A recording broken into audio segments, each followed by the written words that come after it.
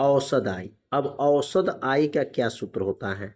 तो औसत आई बराबर क्या सूत्र बना है? तो लिखेंगे यहाँ पर 1/6 नियतांक। क्या लिखेंगे यहाँ पर? क्षय नियतांक कह सकते हैं, क्षय नियतांक। ये किनका सूत्र है? औसत आई का सूत्र होता है, 6 नियतांक का सूत्र होता है। और औसत आई को देखिए कई जगह टाउ से दिखाते हैं और कई जगह बड़ा टी से दिखाते हैं। तो यहाँ पे लिखेंगे टाउ हो जाएगा, क्योंकि फिजिक्स में यहाँ टाउ से प्रदर्शित करेंगे और यहाँ पर 6 नियतांक को लेमडा से प्रदर्शित किया गया है। तो टाउ बराबर 1/लेमडा हो जाएगा। या टी बराबर अगर लिखना चाहें तो टी बराबर जो है 6 नियतांक को के से भी प्रदर्शित करते हैं, तो यहाँ पर जो है लेमडा से प्रदर्शित किया जाएगा। तो टाउ का सूत्र आप लोग को याद होगा 1/लेमडा, और लेमडा का नाम क्या है? 6 नियतांक होता है। अब यहाँ पर औसत आयु क्या लिखेंगे? यहाँ पर औसत आयु और अर्ध आयु, औसत आयु और अर्ध आयु में क्या संबंध है? औसत आयु और अर्ध आयु में क्या संबंध है? अर्ध आयु, अर्ध आयु में संबंध, अर्ध आयु में क्या है? संबंध। तो औसत आयु और अर्ध आयु में क्या संबंध है? इस संबंध को जो है आप लोग याद रखिएगा, क्योंकि यह प्रश्न भी कई बार पेपर में पूछा जा चुका है।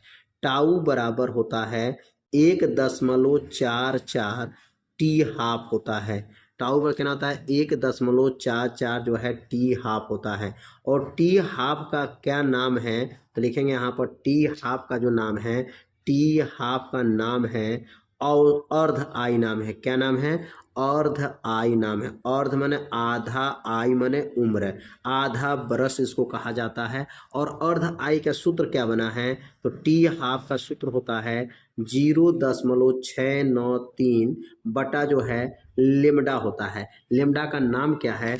6 नियतांक है। तो टी हाफ का सूत्र आप लोग को याद होगा 0.693 बटा लेमडा, और लेमडा का नाम क्या है? तो यहाँ पर लेमडा का नाम 6 नियतांक होता है। तो यहाँ औसत आयु और अर्ध आयु में क्या संबंध है बताया गया, और टी हाफ का मान बताया गया। टी हाफ का नाम क्या है और जो है अर्ध आयु है, और अर्ध आयु का सूत्र क्या होता है? 0.693 बटा लेमडा होता है।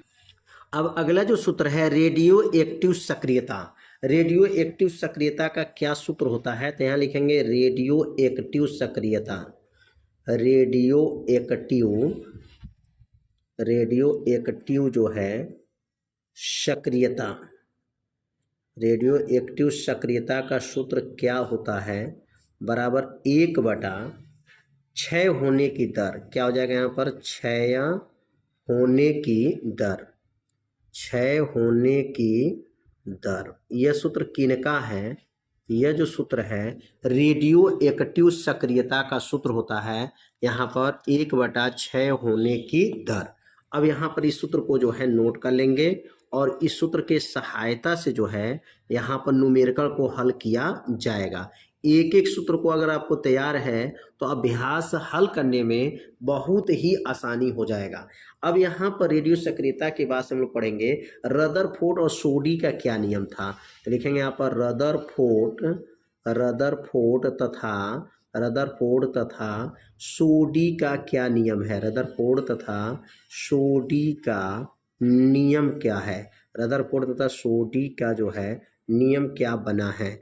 तो ये अब यहाँ पे रदरफोर्ड और सोडी का नियम की बात करेंगे, तो यहाँ एक एक सूत्र को जो है आप लोग याद कर लीजिए। यहाँ पे जो सूत्र बना है रदरफोर्ड और सोडी का जो नियम होता है, यहाँ पर यन बराबर होता है यन नाट होता है, यन नाट, और ई के पावर माइनस लेमडा टी होता है। यह सूत्र किनका है? रदरफोर्ड तथा सोडी का नियम होता है यन बराबर यन नाट माइनस लेमडा टी होता है। अब यहाँ पर यन का नाम क्या है? परमाणुओं की संख्या है, और यन नाट का नाम क्या है? शेष परमाणुओं की संख्या है। यहाँ पर क्या है? परमाणुओं की संख्या और शेष परमाणुओं की संख्या। ध्यान देंगे यन का नाम क्या लिख सकते हैं? परमाणुओं की संख्या लिखा जा सकता है। ये किनका नियम है? तो ये रदरफोर्ड तथा सोडी का नियम होता है। और लेमडा का नाम तो आप लोग जाने गए हैं, 6 जो है नियतांक होता है लेमडा का, और टी का नाम क्या है? तो समय होता है। तो एक एक सूत्र को जो है आप सभी लोग इसे अपने कॉपी में क्या करेंगे, नोट कर लेंगे।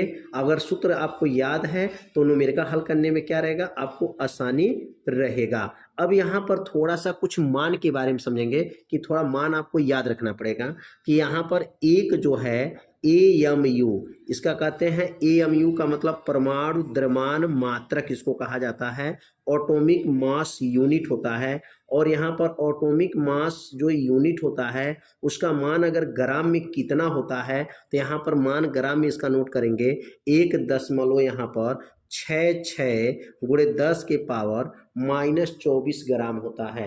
माइनस देखिए यहाँ पर -24 जो है ग्राम की बात कर रहे हैं, ग्राम होता है। अगर केजी की बात करेंगे तो यहाँ पर AMU बराबर होता है 1.66 × 10 के पावर -27 जो है केजी होता है। यहाँ पर एक ग्राम में है और एक जो है केजी में बताया गया है। तो यहाँ ग्राम में अगर मान पूछा जाए तो ग्राम में बताइएगा और केजी में पूछा जाएगा तो केजी में बताइएगा। और एक मान जो होता है, एक AMU का मान होता है, एक AMU का जो मान होता है तो एक AMU का मान अगर यहाँ पर मिलियन इलेक्ट्रॉन वोल्ट में कितना होता है तो 931 मिलियन इलेक्ट्रॉन वोल्ट होता है।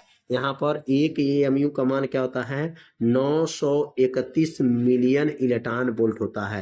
तो यह मान जो है बहुत बार परीक्षा में पूछा गया है कि एक AMU में कितना ग्राम होता है और एक AMU में कितना केजी होता है और एक AMU में जो है कितने ME भी होते हैं, मिलियन इलेक्ट्रॉन वोल्ट होते हैं। तो तीनों मान को जो है आप सभी विद्यार्थी अपने कॉपी में नोट कर लीजिए और इसको अच्छे से क्या कर लीजिए, तैयार कर लीजिए।